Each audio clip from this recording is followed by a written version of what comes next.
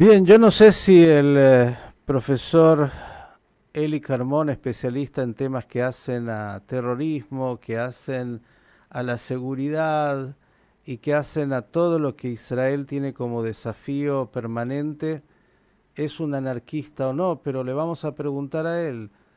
Doctor Carmón, ¿cómo le va? Buenas tardes. Hola, buenas tardes. ¿Es usted un anarquista? Probablemente, segundo algunos miembros del gobierno e incluso del primer ministro, tal vez estoy anarquista.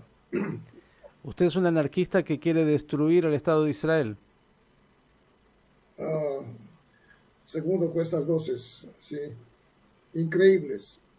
Realmente una situación crítica que jamás no tuvimos en Israel.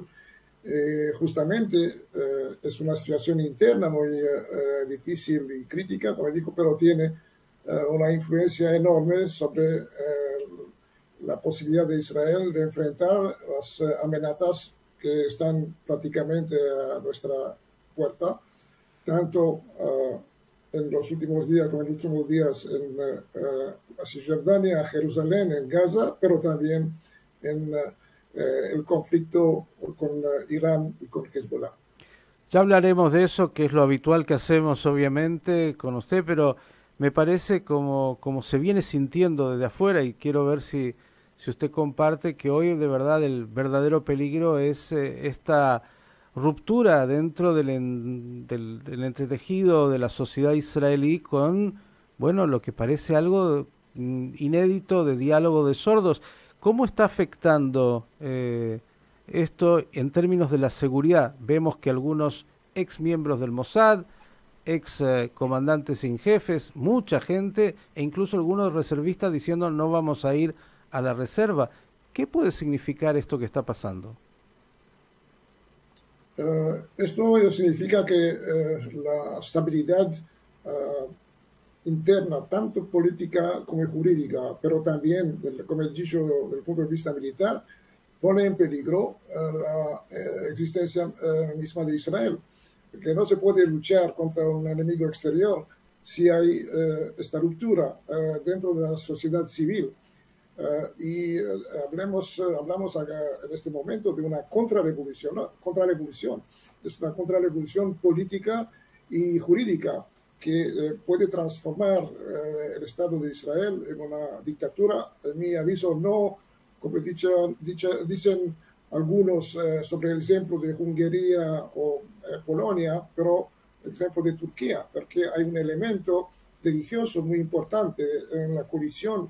Hay dos partidos de extrema derecha que son también partidos religiosos y hay también una sociedad ortodoxa muy importante representada por dos y media partidos. Entonces, esto provoca una división y como sabemos que los que participan en la mayoría de los que participan en la defensa del país, que son miembros de los varios unidades importantes del ejército, incluso todas las unidades de élite fueron representadas en estas demostraciones contra la reforma, que dice reforma, pero como he dicho, contra esta reforma o contrarrevolución jurídica, y ellos son los comandantes de los en el ejército, comandantes en las fuerzas especiales, en los comandantes en las unidades de tanques, y esto significa que en el momento cuando los enemigos pueden atacar, esto será un problema en reclutar a la lucha, al combatimiento, toda esta gente que en el momento está luchando en las calles para intentar fermar esta contrarrevolución. Netanyahu sería Erdogan, de acuerdo a su análisis, y Israel estaría tratando o de alguna manera acercándose a ese modelo. Hablemos un poquito de los enemigos externos porque hay preocupación y muy importante, sobre todo sobre Irán. Es verdad que Irán, incluso ahora abiertamente, ya sabemos, apoya militarmente a Rusia, pero la preocupación está en el proyecto nuclear que cada vez la información dice, bueno, es más inminente la posibilidad de que Irán cuente con ese armamento.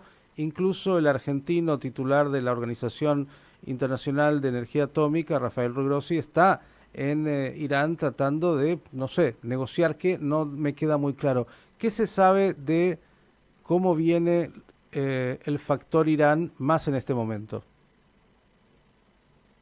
Como ha declarado la Agencia Internacional Atómica, que el señor Grossi está a su líder, que está tentando de negociar un fermo de esta muy rápida una rápida enriquecimiento de uranio. Según los inspectores, ya hay uranio enriquecido a 84%, lo que significa que si hasta algunas semanas serían solo a 60%, hoy día son prácticamente sobre 90% que son necesarios para producir una bomba o comenzar a producir una bomba. Segundo fuentes del Pentágono, en Irán se puede producir una bomba en 12 días.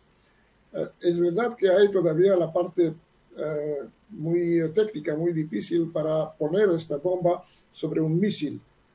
El iraní tengo los misiles, sabemos que han vendido estos misiles también a Rusia, pero algunos días atrás ya informaron que tienen una cruz misil que se puede llegar hasta Israel. Tal vez esto es el misil que puede ser nuclearizado. De toda manera, claro que por el momento no se ve de que habrá un acuerdo. Los Estados Unidos no aceptan las condiciones iraníes. También Inglaterra, Alemania y Francia ya quieren criticar muy duramente la actitud del régimen de Teherán, pero todavía no se decidió. Y tal vez la visita del señor Grossi en Teherán será la última posibilidad de cambiar esta como Irán está corriendo versus la bomba. Voy a vincular este tema, y claro, es una hipótesis, con lo que hablábamos antes de la crisis interna de Israel. Muchas veces cuando hay crisis internas muy fuertes, muchos regímenes conocidos en el mundo, bueno, buscan un enemigo externo y una situación bélica externa para unir.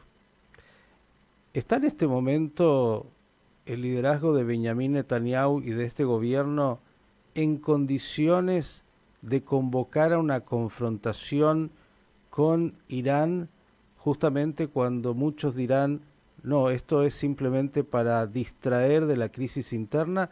¿Cómo reaccionaría usted, que conoce muy bien lo que es el ejército de Israel y aquellos responsables de la tarea de defensa y seguridad? Según mí, la cúpula militar, incluso el ministro de Defensa, el ex general o general de reserva Gallant, no aceptarán una orden que no es legal.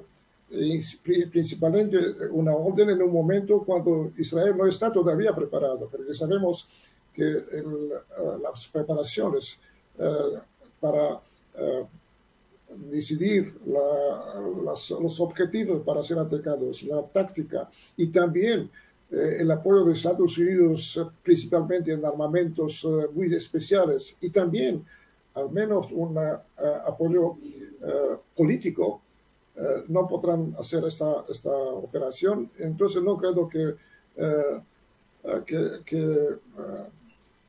el primer ministro Netanyahu podrá dar esta orden, incluso tal vez una orden para atacar, por ejemplo, Gaza, porque veremos que jamás se tiene muy tranquilo y prefieren que todo se pasa en la Cisjordania, en la Samaria y Judea, y veremos que hay allá una situación casi prácticamente de principio de una intifada, tercera intifada.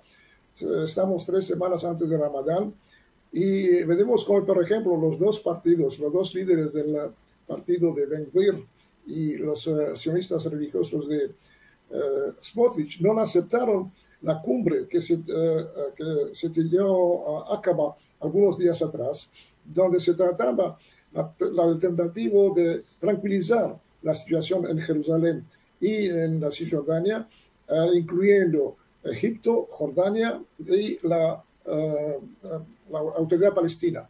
Entonces, estas condiciones no se puede pensar que habrá un periodo de tranquilidad cuando el ministro, que es el segundo ministro de la Defensa, pero el ministro de Finanzas, Smotrich, dice que se debe destruir completamente una pequeña ciudad, donde hubo un pogrom de los árabes después de un atentado muy grave. Pero hablando de esto, el gobierno americano fue muy crítico abiertamente sobre estas declaraciones, y un miembro del grupo de Ben Gvir, que él es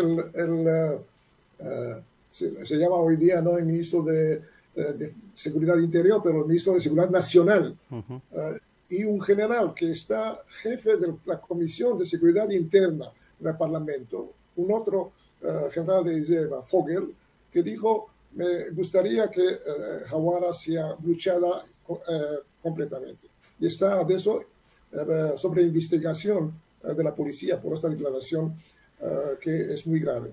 Doctor Carmón, seguramente usted no tuvo la oportunidad de leer el Martín Fierro. Habrá leído muchos libros, pero el Martín Fierro, que es algo muy local, muy típicamente argentino, de sabiduría popular, dice algo muy serio que se une con todo lo que usted viene diciendo, que es que cuando los hermanos se pelean, los devoran los de afuera. Esa es una de las tantas enseñanzas. Y el peligro de lo que... Afuera sí, es peor que sabemos de la historia. Las guerras civiles son más sangrientas de todas las guerras. Y en nuestro caso, sí, no hay una vera guerra, pero hay una situación de división completa y de amenaza de la gente más involucrada en la lucha militar. No se puede ganar una guerra. Y también sabemos, por ejemplo, que en 2006, cuando Hezbollah atacó Israel tomando de rehenes y provocó la segunda guerra del Líbano, una de las razones de esta decisión, que era una decisión de Irán, de hecho, fue que el primer ministro Sharon fue neutralizado porque perdió la posibilidad de continuar a conducir el país. El primer ministro nuevo, Olmert, era conocido como un gran especialista de estrategia, y también el ministro de Defensa era un sindicalista que no era conocido por sus cualidades de luchador. Y esto provocó la decisión de atacar a Israel, tentando de provocar una crisis regional en un momento cuando los G8, el grupo de los países más importantes, incluso la Rusia, en este momento tentaron decidir sanciones muy duras contra Teherán. Y sabemos, algunos años atrás, el general Qasem Soleimani, que era el comandante a la época ya de la fuerza Al-Quds en el Líbano y en Siria, en toda la región, declaró en una entrevista que él se encontraba con Nasrallah en el cuartel general de Hezbollah y conduciendo la guerra contra Israel en los mismos días, y casi murió en un bombardeo israelí. Claro, aunque la inteligencia militar israelí no aceptó a su tiempo este escenario, que esta era la verdadera razón, motivación iraní para provocar esta crisis. Mi última pregunta por hoy, agradeciéndole enormemente. ¿Hace cuántos años usted es un anarquista que se dedica a tratar de explicar y algo más lo que hace el terrorismo y a la defensa de Israel? ¿Hasta cuándo? No, Perdón. hace cuántos años que se dedica a Ah, estos temas tan simples? prácticamente desde 1965, cuando fue soldado en la primera uh, fase de mi ejército militar, y fue la noche del 1 de enero de 1965, sobre la frontera con Gaza, cuando el Fatah empezó sus primeros ataques contra Israel. Y después, 2 años después, como joven oficial a la frontera con el Líbano, fue responsable para construir las primeras defensas contra el terrorismo palestino, que a esta época empezó no solamente de Jordania, pero también del sur del Líbano. Entonces, prácticamente toda mi vida, prácticamente toda mi vida fue luchando con el terrorismo. Sí. Bien, y cuando le dicen que hoy usted es un anarquista, Es muy triste, y creo que el primer ministro perdió gran influencia, incluso su base política, porque claro que los centenares de millares de personas que participaron son prácticamente, no, ellos dicen que es la élite, pero no es la élite que vive para ser rica, es la élite que ha construido y que quiere continuar a defender el verdadero Estado de Israel y el verdadero sionismo. doctor Carmón, el agradecimiento, Shabbat Shalom y esperemos mejores noticias pronto. Necesitamos mejores noticias. Esperemos que en las próximas semanas cambiará algo. Gracias. El doctor Eli Carmón, hombre que él contó desde el año 65, no solo teoriza, ha estado en el terreno y mucho, poniendo seguro su vida en riesgo para la seguridad del Estado de Israel.